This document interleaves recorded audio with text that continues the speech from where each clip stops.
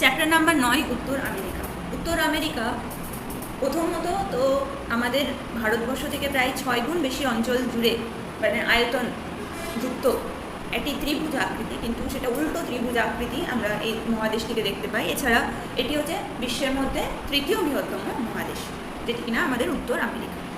এখানে যদি আমরা দেখি বিভিন্ন ধরনের জিনিসপত্র দেখতে পাবো, ভূমিরূপ দেখতে পাবো, যেমন বাকি জায়গায় দেখতে পাওয়া যায়। যেমন এখানে গিরিখাত দেখতে পাওয়া যায়, যেটা হচ্ছে সবথেকে বিখ্যাত গিরিখাত, তার নাম হচ্ছে আমাদের গ্র্যান্ড ক্যানিয়ন।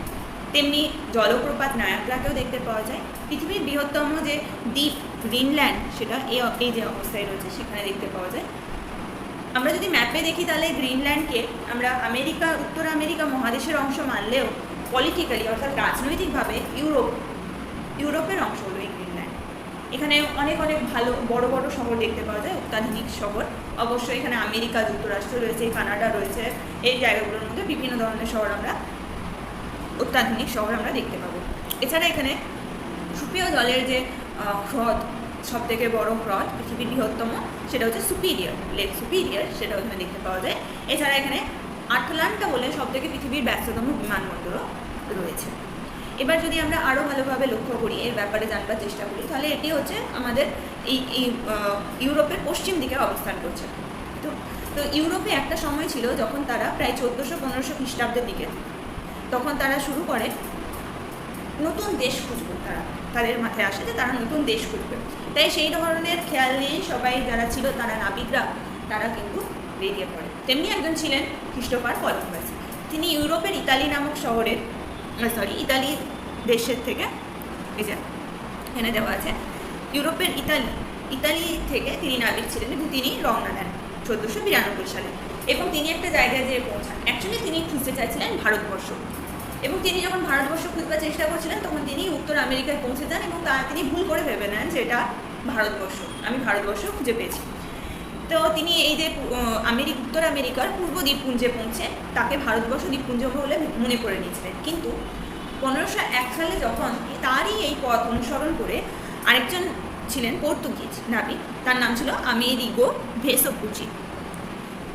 তো তিনি যখন যান, ওখানে পৌঁছান, তিনি বুঝতে পারেন যে এটা ভারতবর্ষ নয়, এটা অন্য একটা জায়গা। তাই তার নাম অনুসারে এই জায়গাটির নাম আমেরিকা রাখা হয়, মানে অর্থাৎ এই মহাদেশটির নাম তখন আমেরিকা মহাদেশ রাখা হয়। এটা হচ্ছে 1501 সালে আমেরিগো ভেসপুচির নামে পর্তুগিজ নাবিক যিনি ছিলেন, তার নামেই মহাদেশটি আবিষ্কার করেছিলেন, তার নামে কিন্তু এই নামটাও রাখা হয়। ভারতবর্ষ থেকে প্রায় 6 গুণ বেশি আয়তনযুক্ত উত্তর গোলার্ধে অবস্থিত এটি একটি ত্রিভুজ আকৃতি মহাদেশ। যদি আমরা ভালো করে দেখি তাহলে এটা কিন্তু আমাদের ত্রিভুজ আকৃতি হচ্ছে, উল্টো ত্রিভুজের মতো, যেখানে উপরের দিকটা একটু উপর দিকটা চওড়া এবং নিচের দিকে অ্যাকচুয়ালি সরু হয়ে আসছে। এরপর যদি আমরা আরও ভালোভাবে বুঝতে চাই এর অবস্থান কোথায়, তাহলে এখানের মধ্যে বলা হচ্ছে যদি আমরা দক্ষিণ দিকে দেখি, এই যে এখানে ধরে নিই যদি মহাদেশটা আছে, তাহলে এই দক্ষিণ দিকটা হচ্ছে 7 ডিগ্রি উত্তর অক্ষাংশ থেকে 84 ডিগ্রি উত্তর অক্ষাংশ পর্যন্ত এটি বিস্তার উত্তর দক্ষিণে। তেমনি পূর্ব পশ্চিমে দেখলে আমরা দেখতে পাবো পূর্ব দিকে 20 ডিগ্রি যে পশ্চিম থেকে, অর্থাৎ কিনা এদিকটা হবে 20 ডিগ্রি পশ্চিম, এবং পূর্ব দিকে যে লাস্ট পয়েন্ট আসছে, পশ্চিম দিকে যে লাস্ট পয়েন্ট আসছে সেটা হচ্ছে 173 ডিগ্রি পশ্চিম দ্রাঘিমা। তো অর্থাৎ কিনা এটি উত্তর গোলার্ধে অবস্থিত হলো এবং তার পশ্চিম দিকে কারণ পুরোপুরি পশ্চিম দ্রাঘিমাগুলো দিকে যাচ্ছে। এবার যদি আমরা এর পলিটিক্যাল ম্যাপটাকে দেখি ভালোভাবে, তাহলে আমরা বুঝতে পারবো যে যে পূর্ব দিকে রয়েছে সেটা হচ্ছে আটলান্টিক মহাসাগর রয়েছে এর পূর্ব দিকে। তেমনি পশ্চিম দিকে দেখতে পাবো আমরা প্রশান্ত মহাসাগর, দক্ষিণ দিকেও এই প্রশান্ত মহাসাগরটি কিন্তু আমরা দেখতে পাবো, এবং উত্তর দিকে আমরা দেখতে পাবো আমাদের সুমেরু, বা এখানে যেটা দিয়েছে উত্তর মহাসাগরও বলা হচ্ছে এটি। তো উত্তর মহাসাগর, পূর্বে রয়েছে আটলান্টিক মহাসাগর এবং দক্ষিণ ও পশ্চিমে রয়েছে প্রশান্ত মহাসাগর। এবার যদি আরও ভালোভাবে ছবিটা দেখা যায় তাহলে আরও বুঝতে পারবো আমরা যে এই অংশটা, এই যে আলাস্কা রয়েছে এই অংশটা, আর এটা হচ্ছে এশিয়ার অংশ, সেটা কিনা বেরিং প্রণালী দিয়ে ভাগ করা হচ্ছে। অর্থাৎ যদি এখানে দেখা হয় তাহলে এই যে এটা হচ্ছে এশিয়ার অংশ, এটা হচ্ছে আমেরিকার অংশ, এইখানে যে অংশটা রয়েছে সেটাকে বলছে বেরিং প্রণালী। আর উত্তর আর দক্ষিণ আমেরিকা, এটা হচ্ছে উত্তর আমেরিকা আর এই দক্ষিণ আমেরিকা, এই দুটি মহাদেশের মাঝখানে একটা পানামা খাল কাটা হয়েছে, যেটা কিনা কি সুবিধা করছে ইউরোপ থেকে, যে এই উত্তর আমেরিকার পশ্চিম ভাগ হোক বা দক্ষিণ আমেরিকার এই পশ্চিম ভাগ হোক, যাতায়াতে আর কি সুবিধা হবে এই অংশের মাধ্যমে। এই পানামা খাল অ্যাকচুয়ালি কৃত্রিমভাবে মানুষ দ্বারা কাটা হয়েছে। প্রথমে এটা কি ছিল, জোড়া অংশ ছিল, এই যেখানে ছবিতে দেওয়া আছে যেটা, যে এই অংশটা যেটা ছিল, এই যে এখানটা জোড়া ছিল, উত্তর আমেরিকা দক্ষিণ আমেরিকা জুড়ে ছিল। এবার কী করা হয়, এখানে 1914 সাল, এক মিনিট দেখে নিই, হ্যাঁ 1914 সালের মধ্যে এই অংশটাকে ভাগ করে দেওয়া হয়। এবার বুঝতে হবে যোজক জিনিসটা কী জিনিস। যোজক থেকে কী শব্দের সাথে সাথে ম্যাচ হচ্ছে, যোগ শব্দের সাথে, যোগ অর্থাৎ সংযুক্ত করছে। যখন দুটো ভূখণ্ডকে একটি সংকীর্ণ ভূখণ্ড যোগ করবে তাকে বলবে যোজক, অর্থাৎ কিনা দুটি মহাদেশকে যখন একসাথে একটা ছোট ভূখণ্ড সংকীর্ণ ভূখণ্ড যোগ করছে সেটা হচ্ছে যোজক। এরকমই একটা যোজক ছিল, তার নাম ছিল পানামা যোজক, যেটাকে কিনা পরবর্তী ক্ষেত্রে ইউরোপ আর আমেরিকার মধ্যে যোগাযোগ ব্যবস্থা আরও ভালো করবার জন্য, নৌ যোগাযোগ ব্যবস্থা, উত্তর আমেরিকার পূর্ব উপকূল ও ইউরোপের সঙ্গে দক্ষিণ আমেরিকার পশ্চিম উপকূলের নৌ যোগ ব্যবস্থা সহজ করবার জন্য এখানের মধ্যে এই যোজকটিকে কেটে দেওয়া হয় এবং সেটার নাম দেওয়া হয় পানামার খালপথ 1914 সালে। ওকে, এবার এটা যদি এখানে ম্যাপের মধ্যে যেমন এখানে দেখাচ্ছে ঠিক সেরকমই এই যে এই অংশের মধ্যে এই যে পানামার এখানের মধ্যে পানামা যোজক অবস্থান করছে, ভালোভাবে দেখিয়েছে এখানের মধ্যে ছবির মধ্যে। এবার যেটা বলা হচ্ছে যে এছাড়াও আমরা এখানের মধ্যে আরও কী কী দেখতে পাই। প্রথমত বলছে প্রধান যে নদী, সেই নদীটার নাম হচ্ছে মিসিসিপি মিসৌরি নদী, যেটা 6270 কিলোমিটার লম্বা। এবার এখানের মধ্যে উচ্চতম শৃঙ্গ হচ্ছে ম্যাকিনলে দেখতে পাওয়া যায়। এর পরের যে ছবিটা আছে এখানে যদি আমরা দেখি ম্যাকিনলি, এই যে এই অংশের মধ্যে দেখতে পাওয়া যাচ্ছে। এটা যখন আমরা ভূমিরূপ করবো তখন এরপরে যে ভূমিরূপ আছে সেখানে আরও ভালোভাবে দেখতে পাবো। ওকে, এছাড়া এখানের মধ্যে 23টি দেশ রয়েছে এবং এখানের মধ্যে বিখ্যাত শহরের মধ্যে ওয়াশিংটন ডিসি হোক, নিউ ইয়র্ক হোক, California, Mexico city, Chicago, Toronto, এই জায়গাগুলো কিন্তু আমরা দেখতে পাই।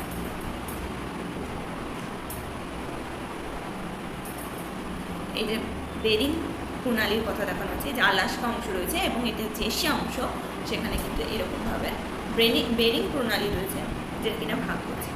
এবং এখানের মধ্যে দিয়ে 180 ডিগ্রি যে দ্রাঘিমা সেটা যাবে, যেটা কিনা আন্তর্জাতিক তারিখ রেখা, এগুলো কিন্তু আমরা আগের ক্লাসে দেখেছিলাম, আন্তর্জাতিক তারিখ রেখা আগের চ্যাপ্টারগুলোতে, মানে ক্লাসে, সরি। এবার আমরা যদি ভূমিরূপ দেখি তাহলে আমরা ভূমিরূপে কী কী দেখতে পাবো, বলছে এখানে পর্বত দেখতে পাবো আমরা পশ্চিম অংশে। তেমনি আমরা যদি আরও পূর্ব দিকে এগিয়ে যাই তখন মানে এর মাঝে মাঝে অংশে সমভূমি দেখতে পাবো এবং পূর্ব দিকে কিছু কিছু অংশে উচ্চভূমিগুলো দেখতে পাবো, কিংবা উচ্চভূমি দেখতে পাবো, আর এখানের মধ্যে আরেকটা দিয়েছে উচ্চভূমি দেখতে পাবো, মানে মোট কথা মালভূমি আর উচ্চভূমি এইগুলো দেখতে পাবো। অর্থাৎ কিনা এই যে পশ্চিম অংশ সেখানে বলছে আমাদের প্রথমত দেখতে পাবো আমরা পাহাড় পর্বত, ঠিক আছে।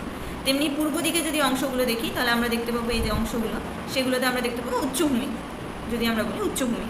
আর মাঝামাঝি অংশগুলোতে আমরা দেখতে পাবো কি সমভূমি অঞ্চল, যেখানে নদী থাকবে, হিমবাহের কাজের কারণে সমভূমি তৈরি হবে।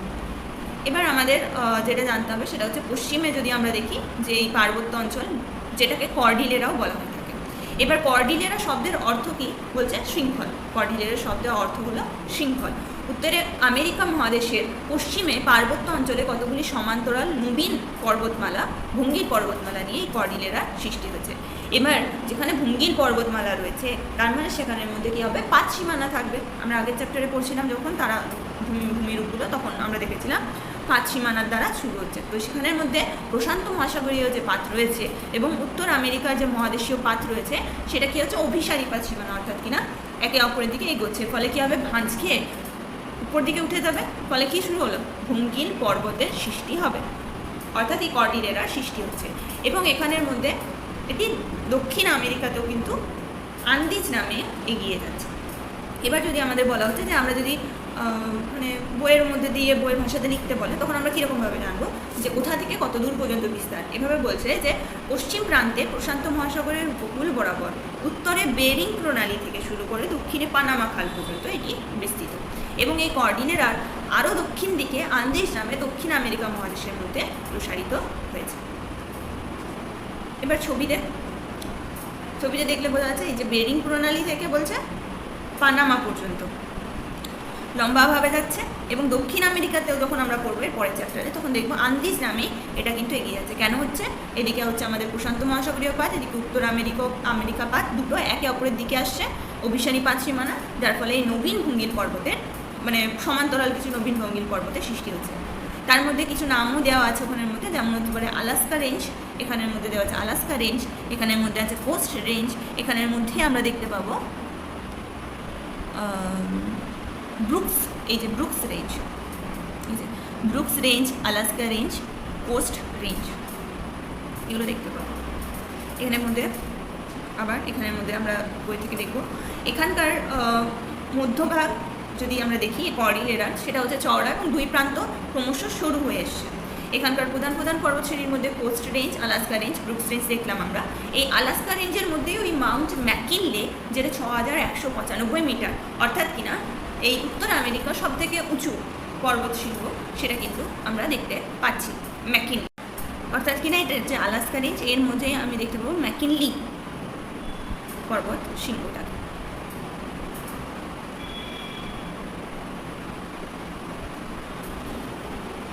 এবার বলা হচ্ছে যে এখানের মধ্যে যেমন পর্বত রয়েছে, তার ফলে কী হবে, আমাদের যেমন পর্বত আছে হিমালয় পর্বত, সেখানে জলের বরফগুলা জলে কি পুষ্ট নদীগুলো সৃষ্টি হবে, তেমনি এখানেও নদী হয়, যেমন ইউকন নদী, কলোরাডো নদী, কলম্বিয়া নদী, ফ্রেসার নদী ইত্যাদি নদীগুলো দেখতে পাই।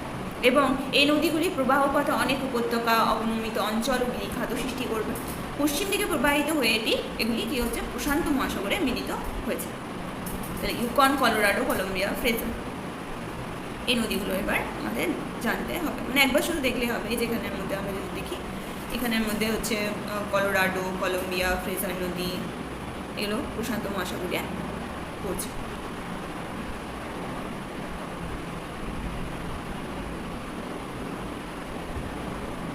এগুলো পরের দিকেও আরও ভালো করে দেওয়া আছে। এবার এটা হচ্ছে আমাদের 1 নম্বর পার্ট গেল। এবার আরেকটা নতুন জিনিস, সেটা হচ্ছে মৃত্যু উপত্যকা। এই যে এরকম দেখতে একটা জায়গা, এরই মাঝে দেখতে পাওয়া যায়, ছবিতে দেখব।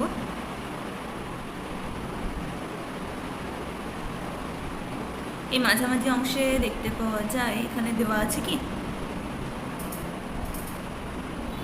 সিয়ারা, না এখানে দেওয়া নেই, কিন্তু এই দুটো রেঞ্জের মাঝখানে এরকম জায়গায় দেখতে পাওয়া যায়। ঠিক আছে, কি জিনিস এটা, এখানের মধ্যে বলা হচ্ছে, প্রথমে তো বলে নিই, এখানের মধ্যে বলা হচ্ছে যে দুটো যে পর্বত শ্রেণী আছে না, এই যে পশ্চিম দিকে পর্বত রয়েছে, তো এখান দিয়ে যখন হাওয়া আসবে প্রশান্ত মহাসাগর থেকে, তখন কি করবে ওরা, যে বৃষ্টিপাতযুক্ত যে হাওয়াটা, সেটা আটকে যাবে। ফলে এখানে কি শুরু হবে, এখানের মধ্যে পুরো পশ্চিম দিকে যে তীর থাকবে, যেমন আমাদের পশ্চিম ঘাটে হয়, পশ্চিম দিকে যে ঢালটা থাকবে, পশ্চিম এরকম করে আছে পর্বতটা, তাহলে এই যে পশ্চিম দিকে আসছে, এদিকে বৃষ্টিপাত ঘটিয়ে দেবে, কিন্তু পূর্ব দিকের ঢালে বৃষ্টিপাত ঘটাবে না। তা অর্থাৎ কিনা বৃষ্টির ছায় অঞ্চলের সৃষ্টি হবে। একবার বৃষ্টির ছায় অঞ্চলের সৃষ্টি হওয়া মানে বৃষ্টি কমে যাচ্ছে। এবার যখন বৃষ্টি কমে যাচ্ছে, তখন কি হবে আমাদের, না এখানের মধ্যে শুষ্ক এলাকা সৃষ্টি হবে। আর এখানে যে পর্বত শ্রেণীগুলো রয়েছে তার নাম বলছে সিয়ারা নেভাদা। এই যে সিয়ারা নেভাডা, এখান থেকে যখন হাওয়া আসবে তখন এটা আটকে যাবে, এখানের মধ্যে আর পরের দিকে বৃষ্টি হবে না। তো সেখানের মধ্যে এই ডেড ভ্যালি সৃষ্টি হয়। যেটা কিনা আরেকটা জিনিস হচ্ছে, এটা যেহেতু দুদিকে পর্বত রয়েছে, এখানে 5 সীমানা রয়েছে, এবং সেখানে এই মাঝামাঝি অংশে কী সৃষ্টি হচ্ছে, এর জন্য আমাদের গ্রস্ত উপত্যকা, যেটা কিনা নিচের দিকে নেমে যাচ্ছে, তার জন্য এই মৃত্যু উপত্যকা সৃষ্টি হয়। এবার যদি আরও ভালোভাবে বইয়ে যেটা দেওয়া হয়েছে সেটা পড়ি, তাহলে বুঝতে পারবো যে পশ্চিমে পার্বত্য অঞ্চলের ক্যালিফোর্নিয়ার দক্ষিণ পূর্ব অংশের দিকে উপত্যকা সমুদ্রপৃষ্ঠ থেকে প্রায় 90 মিটার নিচু, এবং এখানের মধ্যে প্রাপ্ত সামান্য জলের লবণতা খুবই বেশি, তাই এখানে জীব বেঁচে থাকতে পারে না, তাইকে মৃত্যু উপত্যকা বলা হয়ে থাকে। এটি উত্তর আমেরিকার সবথেকে উষ্ণতম স্থান, যেটা হচ্ছে 56 ডিগ্রি সেলসিয়াস, এবং পশ্চিম গোলার্ধের সব থেকে নিম্নতম স্থান হচ্ছে মৃত্যু উপত্যকা। ওকে, তো একটা হচ্ছে এটা গ্রস্ত উপত্যকা, তাই নিচু, তার উপরে এখানে উষ্ণতাও বেশি, তার উপরে এখানে লবণতাও বেশি, তার উপরে এখানে বৃষ্টিপাতও কম।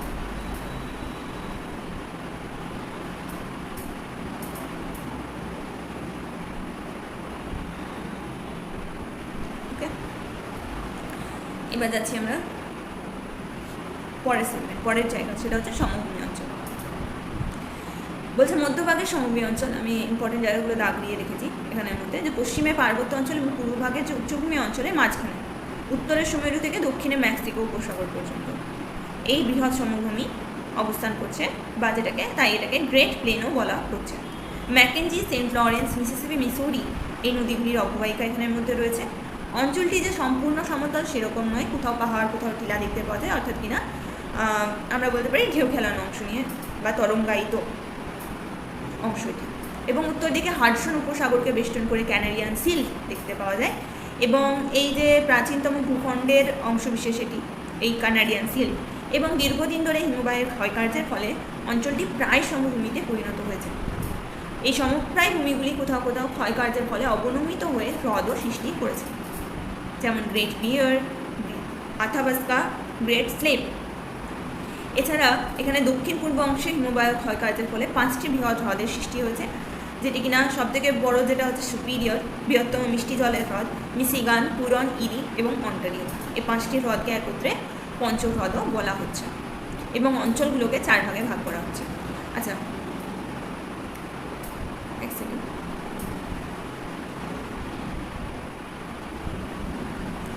যদি আমরা ভালোভাবে দেখি এখানের মধ্যে, তাহলে আমরা বুঝতে পারবো যে আমরা বিভিন্ন নদ নদীগুলোকে নিয়ে, যেমন এখানে বলতে বেফোর্ড সাগর থেকে দক্ষিণে আমাদের মেক্সিকো উপসাগরের অংশ পর্যন্ত এই অংশগুলো হচ্ছে, এবং এখানের মধ্যে হাডসন উপসাগরকে বেষ্টন করে এই জায়গার মধ্যে কানাডিয়ান সিল্ট গঠন হচ্ছে।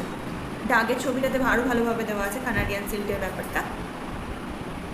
এই যে হাডসন বে, যেটা বা হাডসন উপসাগরকে ঘিরে কানাডিয়ান সিল্ট অঞ্চল রয়েছে। এখানে কি হয় না, উঁচু অংশ, তার ফলে কি হবে, উঁচু অংশ মানে হচ্ছে উঁচু অক্ষাংশ, তার ফলে কি হবে, এখানের মধ্যে ঠান্ডা বরফ জমবে, হিমবাহের সৃষ্টি হবে, এবং হিমবাহগুলো কী করবে, এটাকে আস্তে আস্তে ক্ষয় করে দেবে। এবং এখানের মধ্যেই তারও নিচের দিকে যদি আমরা আসি, তাহলে 5টা যে হ্রদ সেগুলোকে দেখতে পাবো, সুপিরিয়র, অন্টারিও, এই হ্রদগুলো।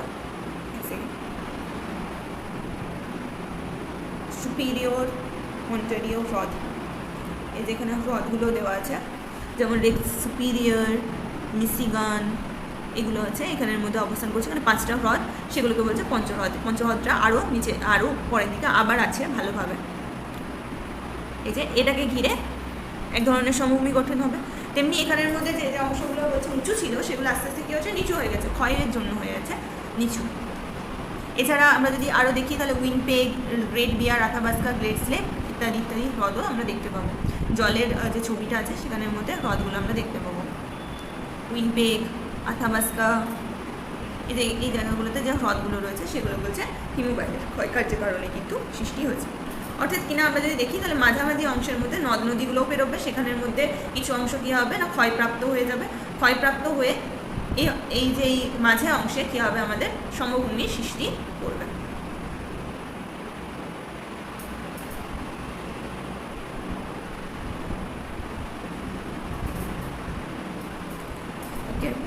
আচ্ছা, এখানে আর কিছু বাকি রইল না। এখানে বলছে এটাকে 4 ভাগে ভাগ করছে, এবং 4 ভাগ কি, সেন্ট লরেন্স নদীর কাছে, মানে সেন্ট লরেন্স নদীর কাছে যদি আমরা বলি,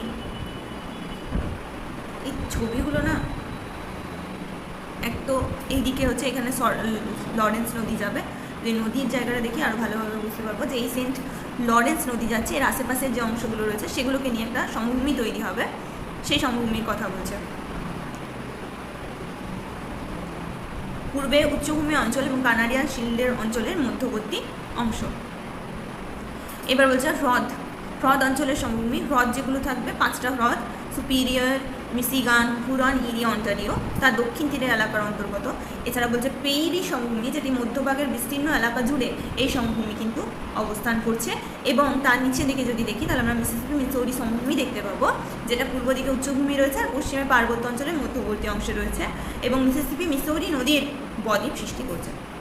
তো এই যে এই অংশগুলো বলছে, একটা এই জায়গাটা বলছে কানাডিয়ান সিল্টের দক্ষিণ দিকে, এদিকে বলছে বৃহৎ সমভূমি, যেটা সেকেন্ডে বললো মিসিসিপি, মিসৌরি নদীর সমভূমি, এবং মাঝে রয়েছে যে সমভূমি সেটাকে বলছে আমাদের প্রেইরি সমভূমি। মানে কি হলো, হিসেব মতন দেখলে লেক, এই যে এখানের মধ্যে যে নদীটা যাচ্ছে তার আশেপাশের নদী, অর্থাৎ কিন্তু সেন্ট লরেন্স নদীর কাছাকাছি অংশ 1 নম্বর। 2 নম্বর যাচ্ছে আমাদের হ্রদ, হ্রদগুলো যে 5টা হ্রদ ছিল সেই হ্রদগুলোর আশেপাশে যেগুলো রয়েছে সেগুলোকে বলছে বৃহৎ হ্রদ সমভূমি অঞ্চল। তেমনি এর মাঝে এদিকে পশ্চিম দিক, এদিকে পূর্ব দিক, এইসবের মাঝে মাঝে অংশে যেগুলো রয়েছে সেটা হচ্ছে প্রেইরি। আর আমাদের মিসিসিপি মিসৌরি নদীর মানে বদ্বীপ যেটা হচ্ছে সেটা পাখির পায়ের মতন হচ্ছে, এবং সেই অংশটাকে বলছে এটা এক ধরনের সমভূমি, 4 ভাগে ভাগ করে দিচ্ছে। এবার আমরা যাব কানাডিয়া বা লরেন্সীয় উচ্চভূমি। অ্যাকচুয়ালি এখানটা কী ছিল, মালভূমি অংশ, ঠিক আছে, এটাকে মালভূমি অংশ বলা হয়। এবং এখানের মধ্যে প্রাচীন খুব অংশ, এবং বলছে মহাদেশের উত্তরে যে হাডসন উপসাগরকে কেন্দ্র করে এই সুবিস্তীর্ণ উচ্চভূমি অংশ অবস্থান করছে, একে কানাডিয়ান শিল্ডও বলা হচ্ছে। এবং প্রাচীন শিলা দ্বারা এই শিল্ড অংশ গঠিত হয়ে গেছে, তার কারণে কী হবে, এটা প্রচুর বছর ধরে, বহু বছর ধরে ক্ষয়প্রাপ্ত হচ্ছে, তাই এটি উচ্চভূমি বা মালভূমি আকার ধারণ করেছে। এটাকে লরেন্সীয় মালভূমিও বলা হয়। এই যে লরেন্সীয় মালভূমি কানাডিয়ান শিল্ড অঞ্চলের এইদিকে অবশ্যই কী হচ্ছে না, ওটা হয়ে যাচ্ছে এবং তার ফলে ক্ষয় পেয়ে পেয়ে ওটা মালভূমি আকারে রয়ে গেছে কানাডিয়ান শিল্ড অংশ।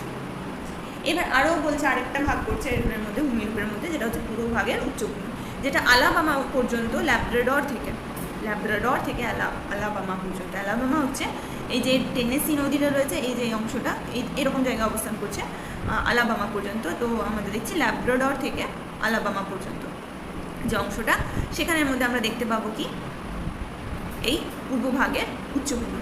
এখানের মধ্যে উত্তর আমেরিকা মহাদেশের সমগ্র পূর্ব ভাগ এবং পূর্বের উচ্চভূমি অঞ্চলের অন্তর্গত।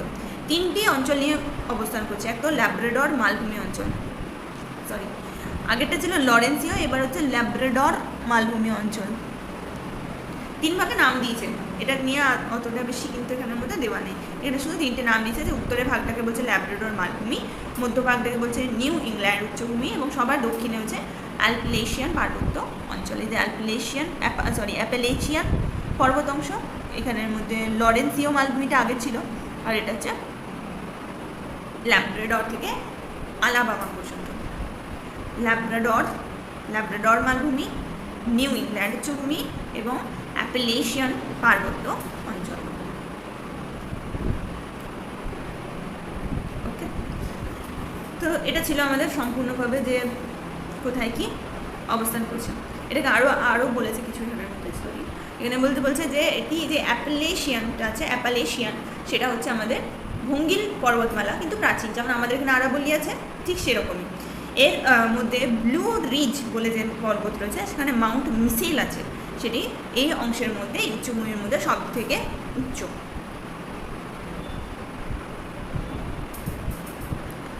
এটা হচ্ছে ব্লু রিজ মালভূমি মিসেলটা এখানে একটা জায়গায় দেওয়া আছে, এই যে মিচেল অ্যাপালেচিয়ান পর্বত, এটা হচ্ছে মাউন্ট মিচেল, এটা হচ্ছে পুরনো ভঙ্গিল পর্বত, ঠিক আছে, অর্থাৎ কিনা ক্ষয়প্রাপ্ত হয়ে গেছে, প্রাচীন ভঙ্গিল পর্বত। আর বলছে সেন্ট লরেন্স যে নদী আছে তার অববাহিকাটা এই অ্যাপেলেশিয়ান পার্বত্য অঞ্চল এবং লরেন্সীয় মালভূমিকে পৃথক করছে। এই যে লরেন্সীয় মালভূমি দেখেছিলাম, এটা হচ্ছে সেন্ট লরেন্স, আর এটা হচ্ছে পর্বতটা। তো ওই নদীটা এই দুটো ভাগকে ভাগ করছে, সেটা এখানের মধ্যে বলা হচ্ছে। ছবি থেকে বললে বা ছবি থেকে যদি একবার করে দেখি তাহলে এখানের মধ্যে কিন্তু মনে রয়েছে, তার জন্য আমি বারবার ছবিগুলোকে এভাবে দেখাবার চেষ্টা করছি। এবার আসছে নদ নদীর ব্যাপারে।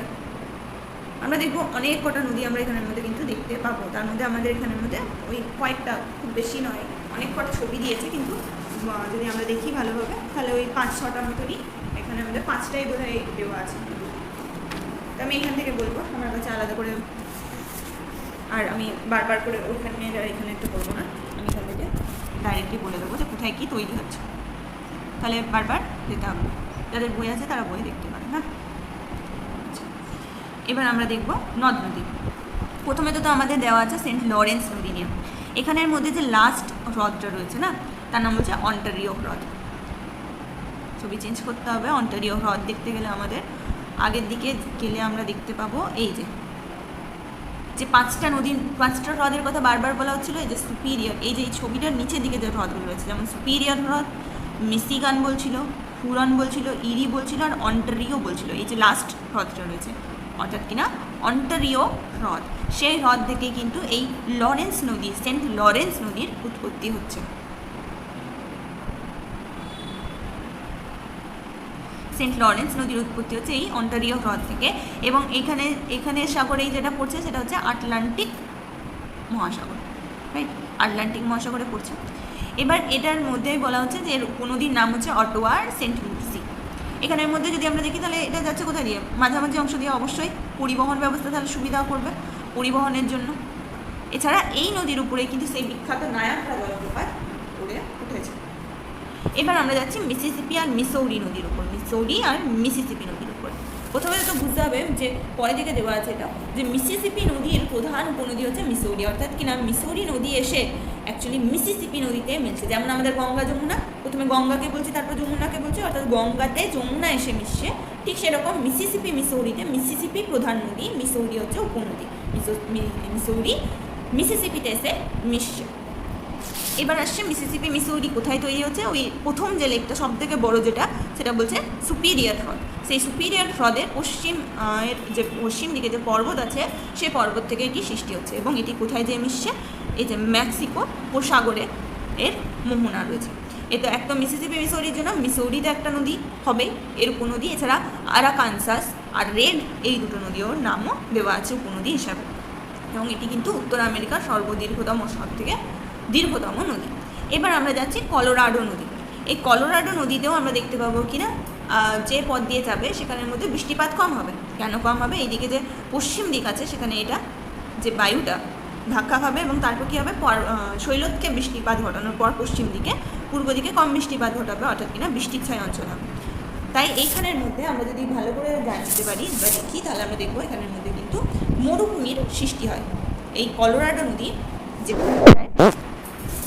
সেখানে মরুভূমির সৃষ্টি হয়। কলোরাডো নদীটা বলছে প্রথমত এই দিক থেকে শুরু হচ্ছে, যেটা কিনা রকি পার্বত্য অঞ্চল থেকে শুরু হচ্ছে, এবং আমরা যদি দেখি তাহলে সেটা এই জায়গার মধ্যে মিশে যাচ্ছে, যেটা কিন্তু ভুল বললাম, বলছে কলোরাডোটা শুরু হচ্ছে রকি পর্বত থেকে, কলোরাডো হচ্ছে রকি পর্বত থেকে শুরু হয়ে ক্যালিফোর্নিয়া, এই যে গালফ অফ ক্যালিফোর্নিয়া বলছে এইটাকে, ক্যালিফোর্নিয়া উপসাগর, সেই জায়গার মধ্যে পড়ছে। এর যে সকল উপনদীর নাম দিয়েছে সেগুলোর নাম হচ্ছে এখানের মধ্যে ইউকন, ফ্রেজার, কলম্বিয়া। আমরা যেটা বললাম যে পশ্চিম দিক থেকে যখন বৃষ্টিপাত হচ্ছে, কারণ শৈলতকে বৃষ্টিপাতের কারণে পশ্চিম দিকে বৃষ্টি হচ্ছে, পূর্ব দিকে কম হচ্ছে, রাইট, এবং এই পূর্ব দিকে কম হওয়ার কারণে বৃষ্টিতে অঞ্চল শুরু হবে, এবং এখানের মধ্যে কী হচ্ছে না, মরুভূমির সৃষ্টি হচ্ছে। এই মরুভূমি দিয়ে প্রবাহিত হচ্ছে এই কলোরাডো নদী। যখন মরুভূমির মধ্যে দিয়ে যখন যাবে তখন এই নদী কিন্তু নিচের দিকে বেশি ক্ষয় পাবে, এবং তার ফলে এই যে ক্ষয়ের কারণে কী হবে না, খুব গভীর যে ক্ষয়কার্যের কারণে গিরিপথ সৃষ্টি করবে, গভীর গিরিপথের সৃষ্টি হবে, যেটাকে আমরা আগে প্রথমে যখন সব থেকে ফার্স্ট পাতাতে পড়েছিলাম তখন বলছিলাম গ্র্যান্ড ক্যানিয়ন বলা আছে। তো এটা হচ্ছে কলোরাডো নদীর উপর, ঠিক আছে, এবং এর গভীরতা প্রায় এখানের মধ্যে দেওয়া আছে,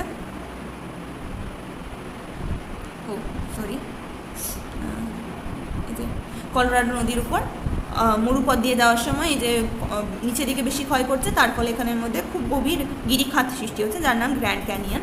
এর দৈর্ঘ্য প্রায় 446 কিলোমিটার, এবং প্রায় কোথাও 1600 মিটারেরও বেশি এই নদীটি কিন্তু গভীর, গ্র্যান্ড ক্যানিয়নটা হচ্ছে এত গভীর। এবার বলা হচ্ছে যে এই নদীটাই কিন্তু কলোরাডো নদীটাই যখন পেরিয়ে যাচ্ছে এই ক্যালিফোর্নিয়া দিয়ে, কারণ আমরা বললাম যে পশ্চিম দিক থেকে বৃষ্টি হচ্ছে, পূর্ব দিকটা বৃষ্টিচ্ছায় অঞ্চল, বৃষ্টি কম হবে, তাই এখানের মধ্যে কৃষি প্রধান অঞ্চলে রূপান্তরিত করছে কিন্তু এই ক্যালিফোর্নিয়ার মধ্যে কলোরাডো নদী, কারণ কলোরাডো নদীর জলে এখানের মধ্যে মরুভূমি হতে বাধা দিয়েছে। এটা ছিল।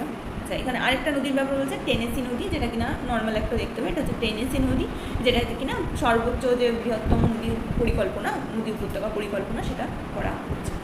এবার এই কলোরাডো নদীতে আমরা বললাম যে মরুভূমির মধ্যে দিয়ে যাচ্ছিলো, তারপরে কী হবে, সেচ করা হবে, সেচের কাজে লাগানো হবে, জলবিদ্যুৎ তৈরি করা হবে, বাঁধ এবং জলাধার নির্মাণও করা হবে। এছাড়া গ্র্যান্ড ক্যানিয়ন দেখতে পাওয়া যাচ্ছে, এটা তো আগেই আমরা দেখেছিলাম। এরপরে কলোরাডো নদীর পরে যে নদীটা দেওয়া আছে তার নাম হচ্ছে ম্যাকেঞ্জি নদী।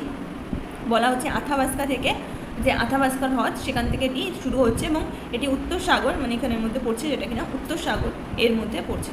এবার হচ্ছে পিস, লিয়ার্ড, লি, এগুলো হচ্ছে উপনদীর নাম। এই ম্যাকেঞ্জি নদীর বলছে শীতকালেও নৌপরিবহনযোগ্য, শীতকালে কিন্তু নৌপরিবহনযোগ্য নয়, কিন্তু গ্রীষ্মকালে এখানে নদীতে নৌকা, স্টিমার হিসাবে চালানো হয়। এবার আমরা কলোরাডো নদী ছাড়াও একটা নাম পড়েছিলাম, সেটা হচ্ছে কলম্বিয়া নদী। কলম্বিয়া নদী বলা হচ্ছে সেলকিক যে পর্বত সেখান থেকে শুরু হয়ে প্রশান্ত মহাসাগরে এখানের মধ্যে পড়ছে, এবং স্নেক আর স্পোকেন এই দুটো নদী হচ্ছে এর উপনদী, স্নেক আর স্পোকেন। এবার এখানের মধ্যে বন্যা নিয়ন্ত্রণ, সেচ, জলবিদ্যুৎ উৎপাদনের জন্য এখানের মধ্যে অনেক বাঁধ এবং জলাধার নির্মাণ করা হয়েছে। কলম্বিয়া সেলকিক, দেখবো একবার সেলকিক বলে যে জায়গাটা সেটা এখানে দেওয়া আছে কি না। সেলক্রিক, এই যে কার্ভ দেওয়া আছে, বা সেলক্রিক যাই হোক। তো এই জায়গা থেকে কিন্তু এই কলম্বিয়া যে নদীটি সেটি তৈরি হচ্ছে। তাহলে অর্থাৎ কিনা আমরা এখানের মধ্যে নদীগুলো কিন্তু দেখে নিলাম ভালোভাবে। কী কী নদী দেখলাম আরেকবার বলে দিচ্ছি আমরা। Saint Lawrence, Mississippi Missouri, Colorado, এদিকে দেখলাম ম্যাকেঞ্জি, এখানে কলম্বিয়া, আর আরেকটা বাদে ছিল টেনেসি। আর কলোরাডো নদীর উপর আমরা গ্র্যান্ড ক্যানিয়নটাও দেখলাম, এখানে মরুভূমি সৃষ্টি হচ্ছে সেটাও দেখলাম। এবার আমরা যাব পরবর্তী এখানের মধ্যে যেটা দিয়েছে সেটা হচ্ছে জলবায়ু। জলবায়ু কার কার উপর নির্ভর করে আমরা আগেও দেখেছিলাম, সেগুলো এখানের মধ্যে দেওয়া হয়েছে, এবং এখানের মধ্যে কোন কোন জলবায়ু ওখানে দেখতে পাওয়া যায় সেগুলো কিন্তু দেওয়া হয়েছে। এবার আমরা এখান থেকে পড়ব, এখান থেকে সুবিধা বেশি আবার পড়তে হবে, কারণ আমরা জলবায়ুটা যখন দেখছিলাম তখন এগুলো কিন্তু একটু একটু বুঝে গেছিলাম। প্রথমত আমরা বুঝে গেছিলাম যে পশ্চিম দিক থেকে এলে শৈলক্ষে বৃষ্টিপাত করে, পূর্ব দিকে কম বৃষ্টিপাত করছে, মানে পর্বতের পূর্ব দিকটাতে। এবার আমরা দেখছি এখানের মধ্যে আরও কিছু কিছু বিষয় দিয়েছে, যে এখানের মধ্যে অক্ষাংশগত অবস্থান। আমরা প্রথমে যেহেতুগুলো চ্যাপ্টার দেখেছিলাম সেগুলোতেই দেখেছিলাম যে যত অক্ষ থেকে দূরে হবে তত উষ্ণতা কম হবে, ততটা বৃষ্টিপাতও কমে যাবে, এবং এখানের মধ্যে আমরা দেখব প্রায় 30 থেকে 60 ডিগ্রি অক্ষাংশের মধ্যে বেশিরভাগ অবস্থান করছে এই মহাদেশটি, তাই এখানের মধ্যে বেশিরভাগ তো নাতিশীতোষ্ণ আমরা দেখতে পাবো। তবে দক্ষিণ যে মেক্সিকো অঞ্চল রয়েছে, দক্ষিণ মেক্সিকো উপসাগর, মেক্সিকোর দক্ষিণ দিকে, সেখানের মধ্যে আমরা আবার যেহেতু কর্কটক্রান্তি রেখার বিস্তৃত রয়েছে এখানের মধ্যে, আমরা দেখেছিলাম কত ডিগ্রি, 7 ডিগ্রি, তাই না, 7-8 ডিগ্রি কাছাকাছি ছিল এখানের মধ্যে দক্ষিণ দিকে। তো তার কারণে মানে এখানের মধ্যে ক্রান্তীয় যে জলবায়ু সেই রকম ধরনের জলবায়ু কিন্তু আমরা দেখতে পাবো। তেমনি মহাদেশটি উত্তরাংশকে আমরা যদি দেখি তাহলে এখানের মধ্যে সুমেরু বৃত্তের মধ্যে অবস্থান করবে, তারপর আমরা সেখানের মধ্যে তুন্দ্রা এবং শীতল মরুভূমিও দেখতে পাবো। অর্থাৎ কিনা 3 ধরনের দেখতে পাচ্ছি, একদিকে ক্রান্তীয় দেখতে পাচ্ছি, একদিকে নাতিশীতোষ্ণ দেখতে পাচ্ছি, আর একদিকে আমরা দেখতে পাচ্ছি একদম ঠান্ডা যেটা হচ্ছে মেরু অঞ্চল। এবার সমুদ্র থেকে দূরত্ব আমরা যদি দেখি তাহলে 3-4 দিকে আমরা সমুদ্র দেখতে পাচ্ছি, উপর দিকে ঠান্ডা সুমেরু, তেমনি এদিকে দেখতে পাবো, তেমনি এদিকেও দেখতে পাবো। তো এখানের মধ্যে প্রশান্ত মহাসাগর রয়েছে, এদিকে রয়েছে আটলান্টিক, এদিকে রয়েছে সুমেরু। ফলে কি সমুদ্র থেকে দূরত্ব কম হলে সেখানের মধ্যে নাতিশীতোষ্ণ অবস্থা থাকবে, কিন্তু এখানের মধ্যে আরও একটা বিষয় কাজ করছে, যেটা কিনা বলছে আমাদের সমুদ্র স্রোত। এখানের মধ্যে বলা আছে যে ল্যাব্রাডর সাগর আছে, সেখান থেকে একটা ঠান্ডা যে স্রোতগুলো সেগুলো যায়, তার কারণে এই যে উত্তর পূর্ব অংশের দিকে যে অংশগুলো রয়েছে সেখানে কি দেখতে পাওয়া যায়, বেশিরভাগ সময় বরফে ঢাকা থাকে।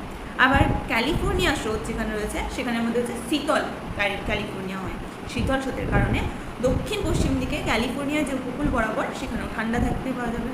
তেমনি বলা হচ্ছে যে দক্ষিণ পূর্ব দিকে এই দিকটাতে দেখতে পাবো আমরা যে উষ্ণ উপসাগরীয় স্রোতের প্রভাবে উপকূলভাগের জলবায়ু উষ্ণ রয়েছে। মানে বলছে এই যে এই অংশ দিয়ে যাচ্ছে ল্যাব্রাডর কারেন্ট, যেটা কিনা ঠান্ডা জায়গা থেকে আসছে, ল্যাব্রাডরটা ঠান্ডা হবে। সিমিলারলি বলছে এখানে যে আমাদের ক্যালিফোর্নিয়াতে আছে না, এই জায়গাটাতে এদিক থেকে এদিকে একটা স্রোত কাজ করছে, যেটা হচ্ছে ক্যালিফোর্নিয়া কারেন্ট, যেটা কিনা ঠান্ডা হচ্ছে, ঠিক আছে, তাই এখানেও ঠান্ডা করবে। তেমনি এখানের মধ্যে উপসাগরীয় উষ্ণ উপসাগরীয় এই যে অংশটা রয়েছে এই অংশের দিয়ে যাচ্ছে, তাহলে এখানের মধ্যে কী হয়ে যাবে, গরম। এই দুটো তো ঠান্ডা অংশ থেকে আসছে তাই ঠান্ডা, এটা কিন্তু গরম অংশ থেকে যাচ্ছে তাই গরম, তার প্রভাবে আশেপাশেও কিন্তু ঠান্ডা গরমের চেঞ্জ হবে। এবার বলা হচ্ছে বায়ু প্রবাহের ব্যাপারে। বসন্তের শুরুতে কিছু রকি পর্বতের উপর থেকে কী হবে, চিনুক নামক যে উষ্ণ স্থানীয় বায়ু উপর থেকে নিচের দিকে চলে আসবে, এবং সেটা কী হবে, তাহলে শুষ্ক বায়ু হবে। তার ফলে বায়ু জলীয় বাষ্প ধারণের ক্ষমতা বেড়ে যাওয়ায় ওখানের মধ্যে বৃষ্টিপাত কমে যায়, তাই এখানের মধ্যে ঝোপঝাড় জাতীয় উদ্ভিদ দেখতে পাওয়া যায়। এই অঞ্চলে প্রেরি তৃণভূমি দেখতে পাওয়া যায় যেখানের মধ্যে। কী হচ্ছে, রকি পর্বতমালা থেকে যখন হাওয়াটা নিচের দিকে নামবে তখন কী হবে, গরম হয়ে যাবে, গরম হলে কী হবে, উষ্ণতা বেড়ে গেলে জলের ধারণ ক্ষমতা, জলীয় বাষ্প ধারণ ক্ষমতা বেড়ে যাবে, তার ফলে কী হবে, এখানের মধ্যে বৃষ্টিপাত কমে যাবে, যার ফলে এখানের মধ্যে অল্প বৃষ্টি হলে তৃণভূমি ছাড়া আর কি জন্মাবে, সেটা হচ্ছে প্রেইরি তৃণভূমি অঞ্চল। এবার এখানের মধ্যে পর্বতের অবস্থানও রয়েছে। এখানের মধ্যে বলছে যে মহাদেশটির পূর্ব দিকে, এদিকে আমরা দেখলাম, আগে দেখছিলাম যে অ্যাপালেশিয়ান পার্বত্য অঞ্চল রয়েছে।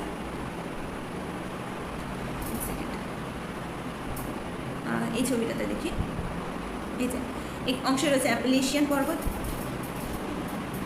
রাইট। এবার এই পার্বত্য অঞ্চল এবং পশ্চিম দিকে রয়েছে, আমরা দেখলাম পুরোপুরি দেখতে পাচ্ছি কর্ডিলেরা।